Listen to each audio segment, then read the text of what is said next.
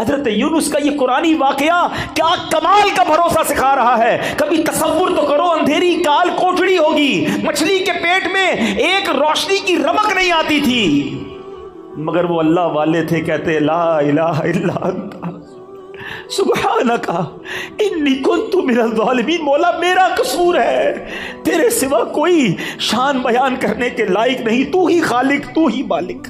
ادھر تھوڑی سی آزمائش ہو, بندہ اللہ کی بارگاہ میں شکوے کرتا, یا اللہ تو نے ایسا کیا, اللہ نے پیچھے کر دیا. کیسے جواب دو گے رب کو؟ اس نے جتنا دیا ہے کبھی سوچا ہے؟ اس کی نعمتیں معلوم ہیں؟ کبھی دیکھا ہے لنگڑے کو بغیر پیر کے کیسے جیتا ہے؟ کبھی دیکھا ہے اندھے کو بغیر دیکھے کیسے جیتا ہے؟ کتنی بار شکر ادا کیا آنکھ کا, کتنی بار شکر ادا کیا پیر کا اور ہاتھوں کا اور زبان کا. کبھی دیکھا ہے ڈائلیسس کے مریض کو جس کے گردے فیل ہو جائے, پانی نہیں پی سکتا, ڈاکٹر کہتے پورے دن میں 1 گلاس پانی پینا, اس سے زیادہ نہیں, تمہارے لیے مشکل ہو جائے گی. ترستا ہے پانی پینے کو, ہر تیسرے دن جا کے ڈائلیسس کراتا ہے. ہمارے گردے سلامت ہے, جتنا پینا ہے پیتے ہیں, جب پاس کرنا ہوتا ہے پاس کر دیتے ہیں, استنجا سے فارغ ہو جاتے ہیں. یہ نعمتیں یاد نہیں. اور اب آتے ہیں اس بڑے ہی عجیب و غریب واقعے کی طرف, اور یہ واقعہ ہے حضرت یونس علیہ السلام کا. شہر تھا نینوا, جس کی ہدایت کے لیے آپ کو بھیجا گیا. آپ نے اپنی قوم کو اللہ کی طرف بلایا. وہ لوگ شرک کرتے تھے, وہ اللہ پر ایمان نہیں لاتے, بت پرستی کرتے تھے. آپ نے بہت ان کو سمجھایا, اللہ کی طرف بلایا. وہ قوم ہدایت نہیں پاتی تھی, ایمان لانے سے انکار کر دیا, الٹا آپ کے سامنے سرکشی کرتے تھے. تو آخرکار آپ نے کہا کہ اے لوگو, اب اگر تم ایمان نہیں لا رہے تو سنو, میں تمہیں عذاب کے بارے میں بتا رہا ہوں. اب تم پر عذاب آئے گا, اور میں کوئی بات جھوٹی نہیں کرتا. اب قوم کے لوگوں نے مشورہ کیا کہ یہ بات تو کبھی جھوٹی کرتے نہیں ہیں, اب ان پر نظر رکھو. اگر تو یہ راتوں رات ہمارے شہر سے چلے جائیں نا تو سمجھ لو عذاب آنے والا ہے. کیونکہ اگر یہ اللہ کے نبی ہیں تو جس شہر میں اللہ کے نبی ہوتے ہیں وہاں عذاب نہیں آتا. وہ قوم بت پرست بھی تھی مگر یہ بات بھی مانتی تھی. آپ پر فوکس کیا, آپ پر نظر رکھی, اور دیکھا کہ رات آپ شہر سے باہر تشریف لے گئے. صبح ہوئی تو عذاب کی بدلیاں یعنی عجیب و غریب قسم کے بادل آنا شروع ہو گئے. قوم سمجھ گئی کہ اب عذاب آنے والا ہے. حضرت یونس کو ڈھونڈو. انہوں نے تلاش کیا, حضرت یونس پورے شہر میں نہیں ملے. اب قوم نے سمجھ لیا کہ عذاب آنے والا ہے. اب اس قوم نے کیا کیا کہ وہ ڈر گئے, کانپ گئے, اپنے بچوں کو لیا, عورتوں کو لیا, مویشیوں کو لیا, اور پھٹے پرانے کپڑے پہنے اور جنگل میں نکل گئے, اور رو رو کر اللہ کی بارگاہ میں توبہ کرنے لگے. حضرت یونس علیہ السلام پر اقرار اور ایمان لانے کی نیتیں کرنے لگے. شوہر بیوی سے الگ ہو گیا, مائیں بچوں سے الگ ہو گئیں, سب کے سب استغفار شروع کر دیا, گر گڑا کر رونے لگے. عذاب کے بادل آ چکے تھے مگر یہ روتے رہے, گر گڑاتے رہے. جو مظالم آپس میں انہوں نے کیے تھے, ایک دوسرے سے معافیا مانگنے لگے. کسی کی حق تلفی کی تھی, اس کا حق واپس لوٹا دیا. سچی توبہ کر کے کہتے ہیں یا اللہ, ہم حضرت یونس کے رب پر ایمان لائے, وعدہ کرتے ہیں ہمیں معاف فرما دے. اللہ کریم کو ان لوگوں کی اس گریہ وزاری پر, مخلصانہ گریہ وزاری پر, بے قراری پر رحم آیا اور عذاب اٹھا لیا گیا. دھواں اور عذاب کی بدلیاں جو تھیں, وہ بادل عجیب و غریب, وہ دفع کر دیے گئے. شہر میں لوگ آئے اور امن و چین کے ساتھ رہنے لگے. اللہ کریم قرآن مجید میں اس کے بارے میں کیا ارشاد فرماتا ہے. قرآن کی پوری سورت کا نام سورہ یونس ہے, یہ پورا واقعہ اس میں موجود ہے. اللہ سورہ یونس میں ارشاد فرماتا ہے, تو ہوئی ہوتی نہ کوئی بستی کہ ایمان لاتی تو اس کا ایمان کام آتا. ہاں, یونس کی قوم جب ایمان لائے, ہم نے ان سے رسوائی کا عذاب دنیا کی زندگی میں ہٹا دیا اور ایک وقت تک انہیں برتنے دیا. یاد رہے کہ اللہ کی قدرت کا ایک اصول ہے کہ جب قوم پر عذاب آ جاتا ہے تو عذاب آنے کے بعد توبہ مفید نہیں رہتی, توبہ قبول نہیں کی جاتی. مگر یونس علیہ السلام کی قوم پر یہ احسان ہوا کہ عذاب کی بدلیاں آ چکی تھیں, مگر جب وہ ایمان لائے تو ان سے عذاب کو اٹھا لیا گیا. اب ماجرا یہ ہوا, اللہ کے نبی تھے, آپ کو بتا دیا گیا تھا کہ عذاب آنا ہے. آپ نے اپنی قوم کو بتایا کہ عذاب آنے والا ہے, خود چلے گئے تھے. آپ جب واپس آئے تو دیکھا قوم چین سے رہ رہی ہے, کوئی عذاب نہیں آیا. تو لوگوں نے کہا کہ حضور آپ اپنی قوم میں تشریف لے جائیں. فرمایا میں کیسے جاؤں؟ اب میں قوم میں جاؤں گا، یہ لوگ تو مجھے جھوٹا سمجھیں گے اور مجھے قتل کر دیں گے. میں تو ان کو کہہ کر آیا تھا عذاب آئے گا. آپ اپنی قوم کی طرف جانے کی بجائے آپ اس قوم سے دور سمندر کی طرف چلے گئے. کشتی میں بیٹھے. جب وہ کشتی آگے جاتی ہے تو بیچ سمندر میں جا کر وہ کشتی رک گئی. اس زمانے کے لوگوں کا یہ ماننا تھا کہ بیچ میں کشتی جب ہی رکتی ہے جب کوئی بھاگا ہوا غلام کشتی میں بیٹھا ہو. تو لوگوں نے کہا ایسا کرتے ہیں، قرآن دازی کرتے ہیں اور دیکھتے ہیں کہ کون ہے جس کی وجہ سے یہ کشتی رکی ہے. اب جب قرآن دازی کی گئی تو حضرت یونس کا ہی نام نکل آیا. اس قوم نے حضرت یونس کو ہی کشتی سے اتار کر پانی میں ڈال دیا، ڈبو دیا پانی میں. ایک طرف قوم بچھڑ گئی، ایک اور آزمائش کہ اب آپ پانی میں ڈبو دیے گئے بیچ سمندر کے اندر. اور اللہ کا حکم دیکھیں، اللہ کی کرنی دیکھیں کہ ایک بڑی سی مچھلی آئی اور حضرت یونس کو نگل گئی. اب آپ مچھلی کے پیٹ میں ہیں، ابھی زندہ ہیں، ایک کال کوٹڑی ہے، نظر کچھ نہیں آ رہا. اب حضرت یونس نے اس مچھلی کے پیٹ میں کیا پڑھنا شروع کیا؟ لا الہ الا انت سبحانک انی کنت من الظالمین. یہ قرآن میں موجود ہے آیت، اس کو آیت کریمہ کہتے ہیں. آپ یہ دعا کرتے رہے کہ اے اللہ تیرے سوا کوئی جس کی شان بیان کی جائے، تیرے سوا کوئی نہیں جس کی پاکی بیان کی جائے. اور اے اللہ میں ظالموں میں سے ہوں. اپنی عاجزی کا اظہار کیا، اپنی انکساری کا اظہار کیا، اللہ سے مدد مانگتے رہے. اس کی برکت سے اللہ پاک نے آپ کو اس مچھلی سے کیسے نجات دی کہ آپ اس مچھلی نے آ کر آپ کو کنارے پر آ کے اگل دیا. لیکن آپ بالکل کمزور ہو گئے تھے، آپ کی جلد بھی بڑی نرم ہو گئی تھی، کئی دن مچھلی کے پیٹ میں رہے تھے. اب اللہ کی قدرت کا ایک اور نظارہ یہ ہوا کہ اس ساحل کے کنارے جو ہے ایک بیل اگتی ہے اور آپ اس کے سائے میں آرام کرتے ہیں، اسی سے کچھ کھانا پینا بھی آپ کو ملتا ہے، آپ میں توانائی آ جاتی ہے.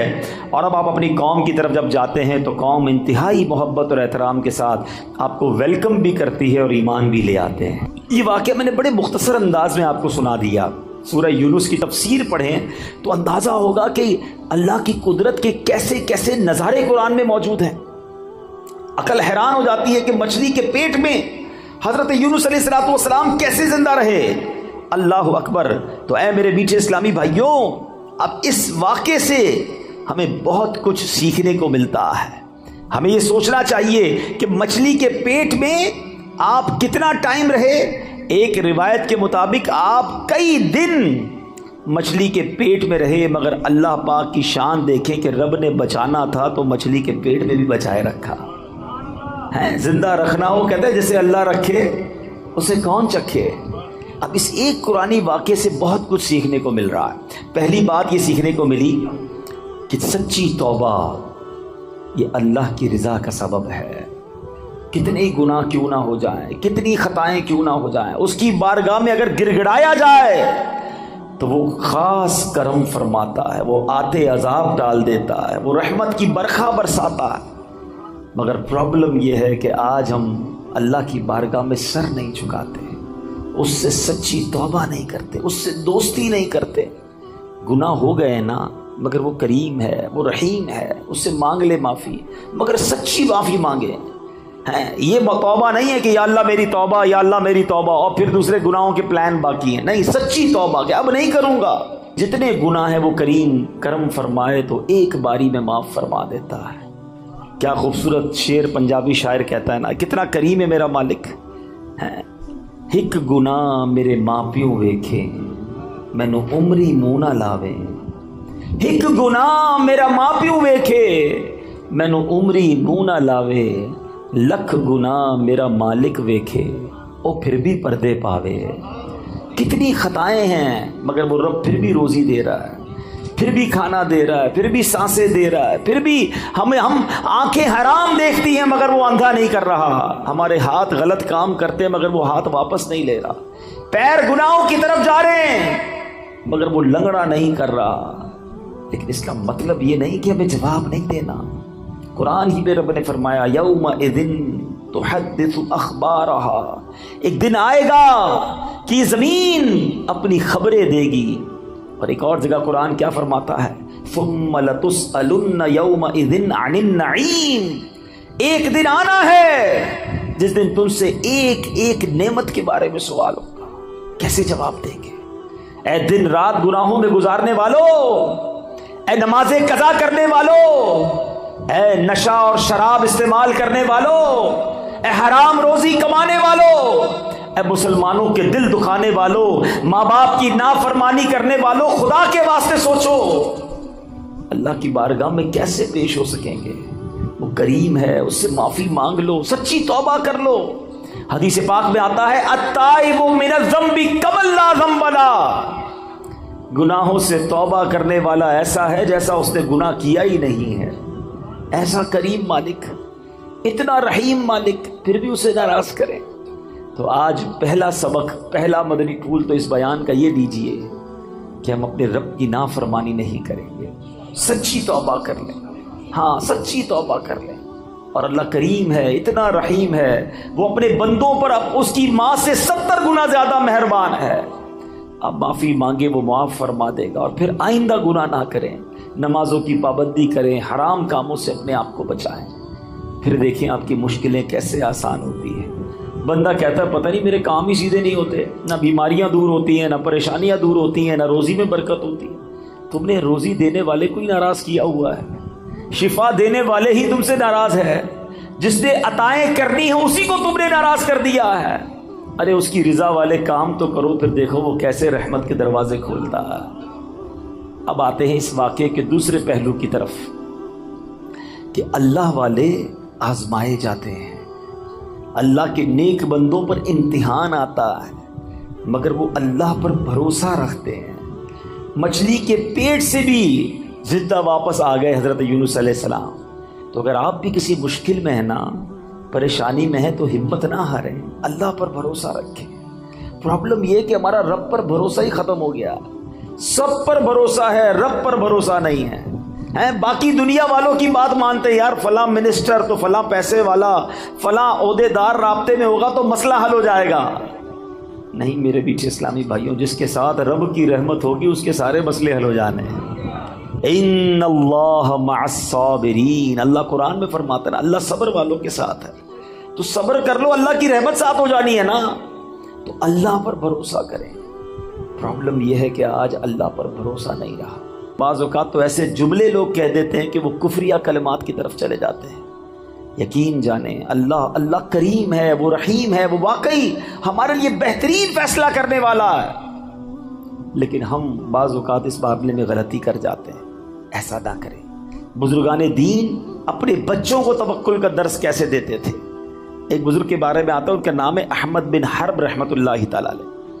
آپ نے ایک بار اپنے بچے کو یہ ٹریننگ دی کہ بیٹا جب بھی کھانا کھانا ہونا تو یہ گھر میں بڑی سی محراب ہے، ادھر جا کر دعا کرنا کہ یا اللہ مجھے کھانا دے دے، تو میں روز یہاں سے کھانا مل جائے گا۔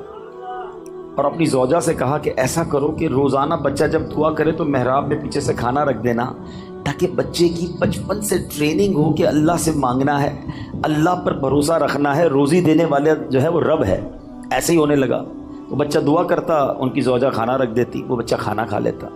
ایک دن کیا ہوا کہ ان کی زوجہ کہیں کام میں مصروف ہو گئی اور لیٹ ہو گئی، کھانے کا وقت ہو گیا، دوڑتی بھی گئی تو دیکھا بچہ اس محراب کے پاس بیٹھا اور کھانا کھا رہا ہے۔ کہا بیٹے کھانا کہاں سے آیا ہے؟ کہا جہاں سے روز آتا ہے، اللہ روز دیتا ہے، آج بھی اللہ نے دیا ہے۔ اب وہ واپس آئیں اپنے شوہر کے پاس کہ حضور یہ تو کمال ہو گیا، میں نے تو کھانا نہیں رکھا۔ حضرت احمد بن حرب رحمۃ اللہ تعالیٰ فرماتے مجھے اسی دن کا انتظار تھا، اب تمہیں کھانا نہیں دینا، اب اللہ کی رحمت سے اسے خود ہی ملتا چلا جائے گا۔ یہ وہ لیول آف توکل ہے جو ہمارے بزرگوں میں ہوا کرتا تھا۔ حضرت ابراہیم علیہ السلام کو جب آگ میں ڈالا جا رہا تھا، یہ بھی قرآنی واقعہ، قرآن پڑھے تو پتہ چلے نا، حضرت ابراہیم کو جب آگ میں ڈالا جا رہا تھا، حالانکہ معلوم ہے کہ اتنی بڑی آگ ہے جو کبھی جلائی نہیں گئی ہے، آسمان تک شعلے ہیں۔ جبریل امین آتے ہیں، کہتے حضور آپ حکم کریں، ابھی میں بارش کا فرشتے کو کہتا ہوں پانی برسائے گا، آگ بجھ جانی ہے۔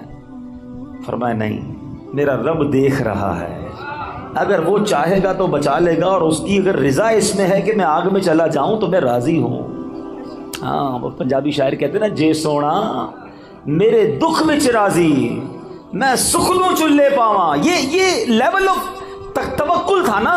اچھا پھر جب آپ کو آگ میں پھینک دیا گیا تو پھر جبریل امین آئے، کہا ٹھیک ہے آپ ہم سے مدد نہیں مانگ رہے، اللہ سے تو مانگ لیں، اللہ کو تو پکار لیں۔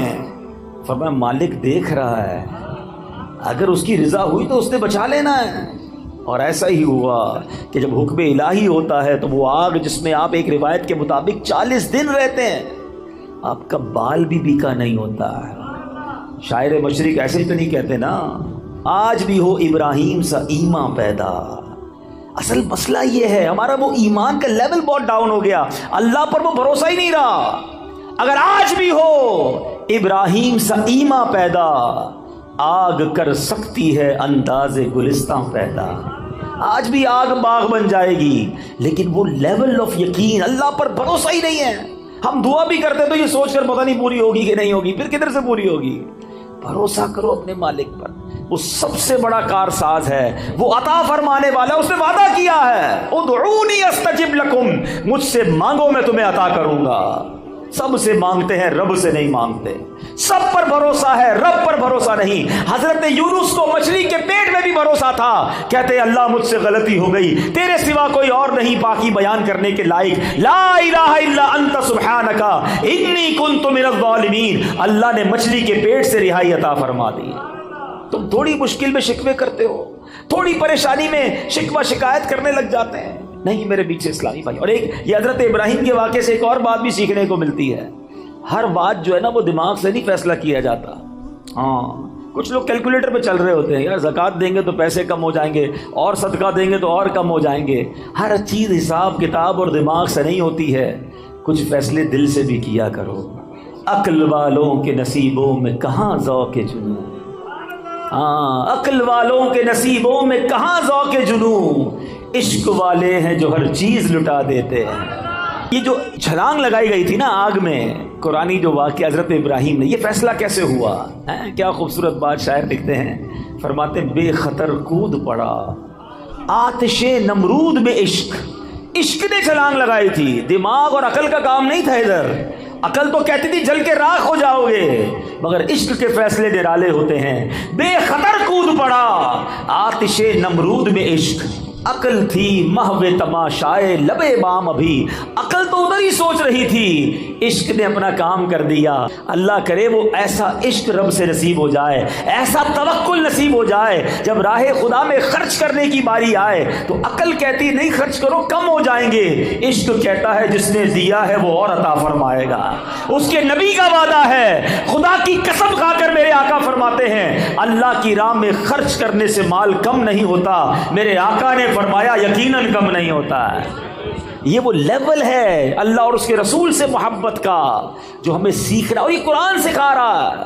اللہ پر بھروسہ کیجئے، آپ جتنی بھی بڑی مشکل میں ہیں۔ اگر میرا کوئی بھائی یہاں بیٹھا ہے، بیمار بیٹھا ہے، قرض دار بیٹھا ہے، بے روزگار بیٹھا ہے، بے اولاد بیٹھا ہے، ٹینشن میں ہے، اور اس کو لگتا ہے کہ یار اب تو ایسا پھنسا ہوں کہ یہاں سے نکل نہیں سکوں گا۔ اچھا زندگی میں کبھی کبھی ایسا موڑ آتا ہے، ٹھیک ہے، کہ بندہ ایک لیول پر آ کر کہتا ہے یار اتنا قرضہ ہو گیا یہ تو میں دے ہی نہیں سکوں گا، اتنی بڑی پرابلم آ گئی، ایسی بیماری، ایسی ڈیفیکلٹی، اتنی مشکل، میں یہاں سے نہیں نکل سکوں گا، میری زندگی ختم۔ اس کو لگتا ہے آگے دیوار ہے، اور یہ وہ لیول ہوتا ہے کہ جس کے پاس یہاں جا کر توکل نہیں ہوتا نا تو دو پرابلم ہو جاتے ہیں، یا تو بندہ ڈپریشن کا شکار ہوتا ہے یا پھر خودکشی کرتا ہے۔ ایسی خودکشی نہیں کرتے لوگ، ان کو لگتا ہے ختم، اب کچھ نہیں ہو سکتا۔ یہی وہ بے وقوفی ہے، یہی وہ اللہ پر بھروسے کی کمی ہے۔ اب میں آپ کو ایک ایگزامپل دیتا ہوں، میں نے کئی بیانات میں یہ ایگزامپل دی ہے۔ آپ کے گھر میں چونٹیاں آپ نے دیکھی ہوں گی نا، چونٹیاں جا رہی ہیں لائن لگا کر، اور آگے آپ ان چونٹیوں کی لائن جو جا رہی ہے اس کے آگے ایک سیب رکھ دیں، چونٹیاں کیا کریں گی؟ رک جائیں گی، کیونکہ ان کے لیے تو وہ سیب ایک پہاڑ ہے نا۔ کیا چونٹیاں سیب ہٹا لیں گی؟ نہیں ہٹا سکیں گے، ان کے لیے تو بہت ہیوی چیز ہو گئی نا، بہت بڑی چیز ہو گئی۔ چونٹیاں رک جائیں گی، یا تو راستہ بدل لیں گی یا واپس چلی جائیں گی۔ اب آپ اس سیب کو اٹھا لیں تو کیا ہوا؟ راستہ کلیئر ہو گیا نا۔ آپ کے لیے کیا تھا یہ؟ جواب تو دو۔ چونٹی کے لیے کیا تھا؟ پہاڑ۔ آپ کے لیے کیا تھا؟ سیب۔ آپ نے سیب اٹھایا جیب میں رکھ لیا، چونٹی کا راستہ کلیئر ہو گیا۔ میری بات ذرا تسلی سے سننا، جو مشکل تمہارے سامنے ہے نا اس وقت، وہ تمہارے لیے پہاڑ ہے۔ میرے رب کے لیے کچھ نہیں ہے. ان اللہ علی کل شیء قدیر. وہ قادر ہے، وہ کن فرمائے فیکون ہو جاتا ہے. ارے میری عقل تھوڑی، میرا دل چھوٹا، میرے حوصلے تھوڑے، مجھے لگ رہا ہے پھنس گیا، مجھے لگتا ہے مر گیا، مجھے لگتا ہے نہیں نکل سکوں گا. ارے مانگو نا اس سے مدد جو قادر ہے، جو خالق ہے، جو مالک ہے. وہ تو حکم فرمائے تو چیزیں بہتر ہو جاتی ہیں. ہم نے دیکھا ہے ڈاکٹر کہتے ہیں کینسر کے اس سٹیج پر ہے کہ یہ نہیں بچ سکے گا، 15 دن رہ گئے، اور جب اللہ نے صحت دیتی ہے تو ڈاکٹر حیران ہوتے کون سی رپورٹ تھی پہلے والی، یہ تو بندہ بالکل کلیئر ہو گیا ہے. اللہ اپنی قدرت کے نظارے اب بھی دکھاتا ہے. بھروسہ چاہیے، یقین چاہیے. ہمارا پرابلم یہی ہے، ہم رب سے بھروسہ توڑ بیٹھے ہیں. مانگو نا اس سے. ایک اور آج کنفیوژن دور کر دیتا ہوں، ایک اور مشکل آج دور کر دیتا ہوں. مسئلہ یہ ہوتا ہے، لوگ کہتے ہیں یار ہم نے تو مسجد میں بھی دعا کی، کعبے کے سامنے بھی جا کے دعا کی، مزار پہ جا کے بھی دعا کی، روزے رکھ کے افطار کے وقت بھی دعا کی، تہجد پڑھ کے بھی دعا کی، ساڈا مسئلہ ہی حل نہیں ہوتا ہے. تم کہتے ہو اللہ سے مانگو، ہمارا تو مسئلہ ہی حل نہیں ہو رہا، ہمارا اولاد ہی نہیں مل رہی ہے، پیسے ہی نہیں بڑھ رہے، نوکری نہیں مل رہی، گھر کرائے کا اپنا گھر ہی نہیں ہو رہا، کیسے اللہ پر بھروسہ کروں؟ یہ وہ پرابلم ہے کہ جہاں جا کر بندہ رب سے دور ہونا شروع ہو جاتا ہے، جہاں اس کا رب سے بھروسہ ٹوٹنا شروع ہو جاتا ہے. سمجھو میری بات تسلی سے، آج کے اس بیان میں اپنے رب سے دوستی کر کے جانا، اپنے مالک سے محبت کر کے جانا. وہ خالق ہے میرا، وہ مالک ہے، وہ مجھے میری ماں سے زیادہ چاہنے والا ہے. سنو، جب دل میں یہ خیال آئے نا کہ اللہ میری سن نہیں رہا، اللہ کی طرف سے میرا کام نہیں ہو رہا، اس وسوسے کو جھٹک دینا. اب میں ایک اور ایگزامپل کے ذریعے آپ کو سمجھاتا ہوں. آپ کا چھوٹا بیٹا ہو، آپ کا چھوٹا بھائی ہو، اور وہ آپ کے سامنے بخار میں آئے، گلا اس کا خراب ہو، اور وہ رونے لگے کہ بابا جان مجھے آئس کریم کھانی ہے، ٹھنڈا شربت پینا ہے. بتاؤ آپ کھلاؤ گے اسے آئس کریم؟ شربت پلاؤ گے؟ وہ رو رہا ہے آپ کے سامنے، گر گڑا رہا ہے. اب آپ کا ایک دوست ساتھ بیٹھا ہے، کہتا ہے یار کیسے باپ ہو یار، بچہ رو رہا ہے، کھلا دو آئس کریم، کیوں نہیں پلا رہے شربت؟ آپ جواب کیا دو گے؟ میں والد ہوں، مجھے پتا ہے اس کو کب کیا دینا ہے، اس کو رونے دو. اگر میں نے ابھی اس کو آئس کریم کھلائی تو یہ اور بیمار ہو جائے گا. ٹھیک ہے، اب میری بات تسلی سے سنو، دل پر ہاتھ رکھ کے سنو. تم باپ ہو، تمہیں پتا ہے بیٹے کو کب کیا دینا ہے. میرے مالک کو نہیں پتا مجھے کب کیا دینا ہے. وہ نہیں دے رہا، یہی بہتر ہے میرے لیے. مانو اس کے فیصلوں کو. میں مانگ رہا ہوں اولاد دے دے، وہ نہیں دے رہا. کیا پتا ایسا بیٹا پیدا ہونا تھا جو مار کے مجھے ہی گھر سے نکال دیتا. آج اپنے رب پر بھروسہ لے کر جاؤ. ابھی پچھلے دنوں کرونا وائرس جب پیک پر تھا، اللہ ہم سب کو محفوظ رکھے. سانس کتنی بڑی نعمت ہے، یہ کرونا نے سمجھا دیا لوگوں کو کہ جب آکسیجن نہیں آتا ہے نا، انسان کہتا ہے ساری دولت لے لو میری، مجھے یہ سانس مل جائے، یہ سانس نہ رکے. اس کے پھیپھڑے پمپ کرتے ہیں مگر اسے سانس نہیں مل رہی ہوتی ہے. اس وقت کتنی دیر سے بیٹھے ہو اس ہال میں، کتنی سانسیں لے بھی لی اور نکال بھی لی، پتہ بھی نہیں چلا. کبھی سوچا یہ اللہ کی کتنی بڑی نعمت ہے؟ شکر ادا نہیں کرتے، اللہ سے شکوہ کرتے ہو. نہیں میرے بیٹے اسلامی بھائی، اس کی بارگاہ میں ہمیشہ سر جھکائے رکھنا، اور اس کی شان تو دیکھو. وہ فرماتا ہے لَإِن شَكَرْتُمْ لَأَزِيدَنَّكُمْ، تم میرا شکر ادا کرو میں تمہیں اور عطا کروں. کچھ بھی تو نہیں کرنا، اے اللہ تیری مہربانی، تو نے مجھے کروڑوں سے اچھا بنایا، شکر کرو نا. کیوں کہتے ہو میں پیچھے رہ گیا؟ ارے میں کروڑوں سے اب بھی آگے ہوں. اصل مسئلہ یہ کہ ہم نے اپنی سوچ کا دھارا چینج کر دیا ہے.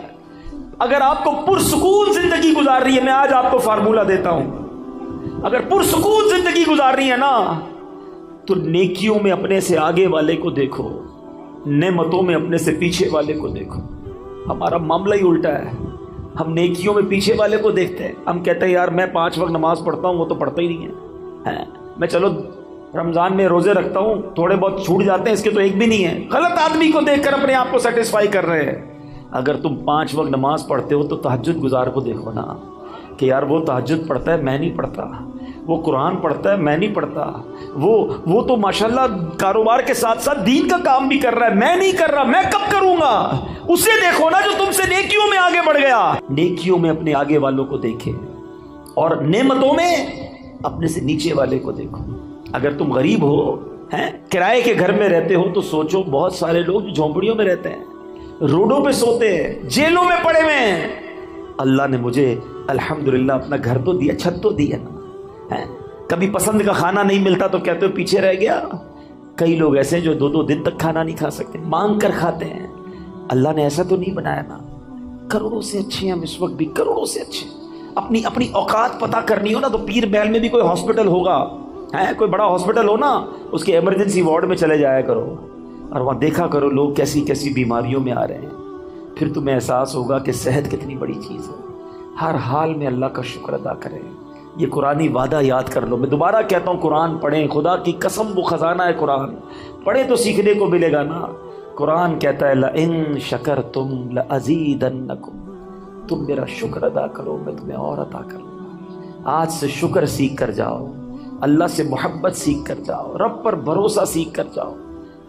جب کوئی کام ہو جائے نا تب بھی اللہ کا شکر ادا کیا کرو, اور جب کام نہ ہونا پھر بھی اللہ کا شکر ادا کیا کرو. یا اللہ تیری مہربانی, نہیں ہوا یہی میرے لیے بہتر تھا. آپ پرسکون ہو جائیں گے جب آپ کو یہ یقین ہو جائے گا نا کہ جو نہیں ہوا وہ بھی رب کی طرف سے اور میرے لیے بہتر ہے, تو انشاءاللہ پھر ٹینشن والی زندگی نہیں رہے گی. بظاہر تو یہ بڑی مختصر حدیث ہے, لیکن اس کے پیچھے جو انعام ہے, جو ریوارڈ ہے, اگر اس پر توجہ دیں تو سمجھ آئے گا کہ یہ کتنا بڑا انعام ہے. مجھے بتائیے نا, محشر کا دن یہ کتنا مشکل دن ہوگا. سورج 1.25 میل پر ہوگا, زمین تانبے کی ہوگی, پل صراط سے گزرنا ہوگا, نامہ اعمال کھلنے ہوں گے, اعمال تولے جائیں گے. کتنی ڈیفیکلٹیز, کتنی مشکلیں ہوں گی, مگر وہ کون ہوگا جو اس دن ان تمام مشکلوں میں بھی ہماری مدد فرمائیں گے؟ وہ کوئی اور نہیں ہے. بریلی کے تاجدار لکھتے ہیں نا کہ سنتے ہیں کہ محشر میں صرف ان کی رسائی ہے, اور کوئی نہیں ہے ان کے سوا. سنتے ہیں کہ محشر میں صرف ان کی رسائی ہے, گر ان کی رسائی ہے لو جب تو بنائی ہے. اب ذرا غور کریں, جو لوگ حج پہ گئے ہیں وہ میری بات ذرا جلدی سمجھ جائیں گے. عرفات کے میدان میں کتنی پبلک ہوتی ہے؟ 25-30 لاکھ, 40 لاکھ. لیکن جو حج پر جاتے ہیں انہیں لگتا ہے کہ 25-30 لاکھ کہتے کس کو ہیں.